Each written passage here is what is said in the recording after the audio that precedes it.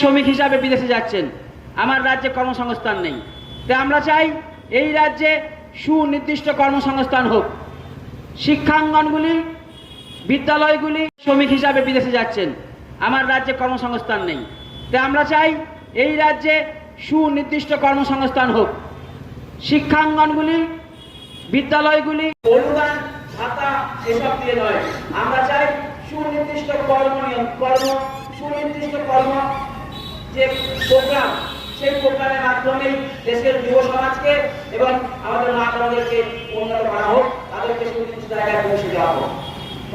পশ্চিমবঙ্গের তথা ভারতবর্ষের যে অবস্থা, ছোট ছোট শিশুরা তারা বড়দেরকে সম্মান করতে ভুলে গেছে। বসতে যায়নি, কোথাও দেখা গেল সিপিএম থেকে দেখে কোব্যাক স্লোগান, আবার কোথাও দেখা গেল ঈদ বৃষ্টি। আগামী 13 তারিখ 14 দফা নির্বাচন, আপনাদের প্রার্থীরা লড়াই করবেন। এই যে এরকম একটা পরিস্থিতি, প্রশাসন কি আবেদন রাখবেন?